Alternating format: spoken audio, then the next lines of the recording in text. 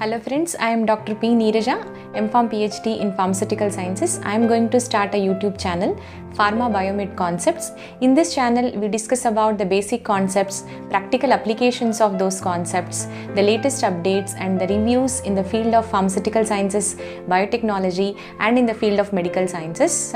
Let us start our first tutorial, How Life Originates. Thank you.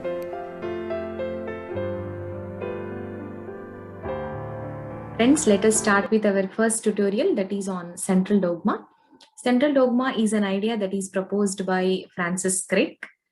Central dogma defines that all living cell systems contains two types of nucleic acids. One is DNA, deoxyribonucleic acid, and other one is RNA, ribonucleic acid. So the relation between this DNA and RNA is DNA is going to produce a copy of RNA. Once RNA is synthesized, RNA is going to produce proteins. Now here we should understand what is the meaning of a term called gene. So gene is nothing but it is a segment of DNA that is going to code for RNA. Now RNA is going to produce protein, which is the functional block for the all living cell survival. Let us go into the details of all these phenomena. So the first step in the central dogma is multiple copies of the DNA are produced by a process called replication. Once the replication is completed, DNA undergoes a process named transcription to produce mRNA. mRNA stands for messenger RNA. Now, the mRNA undergoes a process called translation to produce functional proteins. So here, mRNA takes the help of ribosomes as well as tRNA.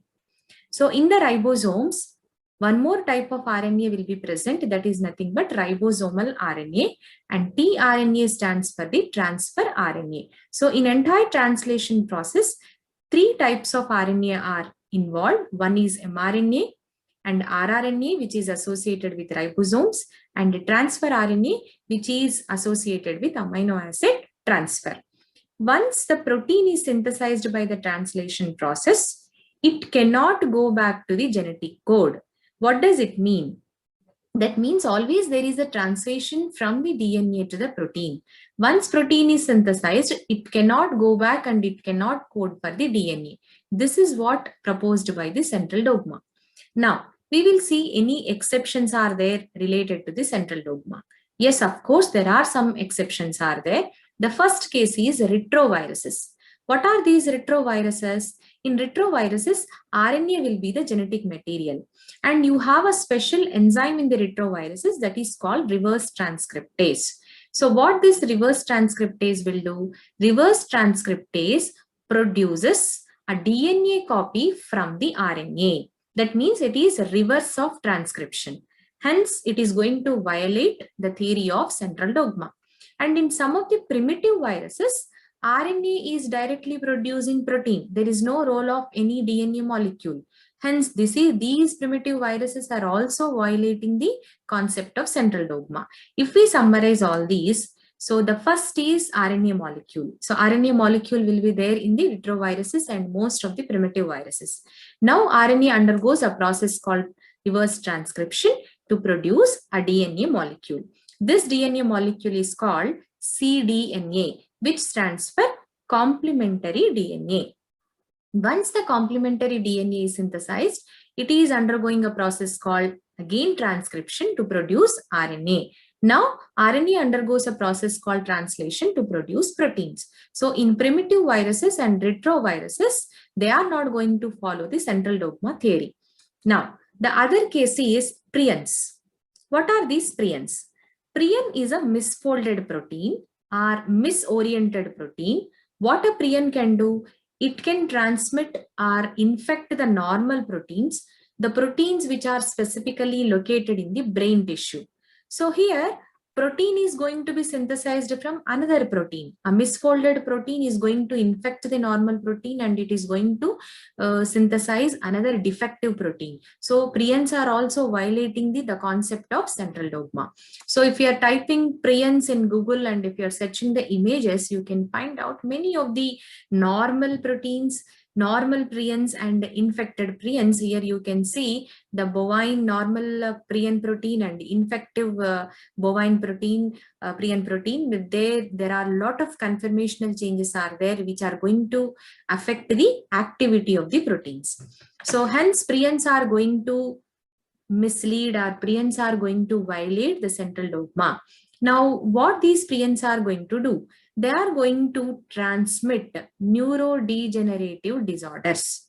What are these neurodegenerative disorders? I just quoted one or two examples here for our better understanding. One is Jacob disease, and other one is fatal familial insomnia, and other one is Kuru. So in that case, Jacob disease is because of if you are consuming a raw meat which is infected with the prions, not properly cooked meat, then you are going to get this neurodegenerative disorder. Another one is fatal familial insomnia, which is nothing but the sleep disturbances. Insomnia, it starts with insomnia, and there will be trigger in the severity of the symptoms as the disease progresses. And other one is Kuru. This Kuru is because of consuming brain tissue which is infected with prions. That means infected or misfolded proteins. Almost this Kuru disease also now degenerated. Whatever here we are discussing, all are primitive. In their discovery, they are highly primitive. Hence, we can conclude that till today, central dogma remains a valid theory in major life forms where the life is going to be originated from the DNA. DNA is going to produce mRNA. mRNA is going to produce your functional proteins, those proteins which are involved in the various physiological activities of the living cells. Then coming to a recent update, I want to quote, or I want to share with you a recent update related to the COVID-19, as we have just discussed about the prions. So in COVID-19 patients, a survey was conducted, a trial was conducted where we found that there is increase in the inflammatory reactions, increase in the occurrence of this human prions diseases in the COVID-19 patients. Till we don't know what is the mechanism, what is the underlying mechanism, what is the connection between COVID-19 virus infection, whether COVID-19 virus is going to infect the normal proteins that are present in the normal healthy living cell. Still, the concept has to be established. Here I have given a DOI number of that particular work published by that journal. You can go through that and you can get the inferences and the results, whatever they got in their work. So this is all about central dogma. Thank you one and all.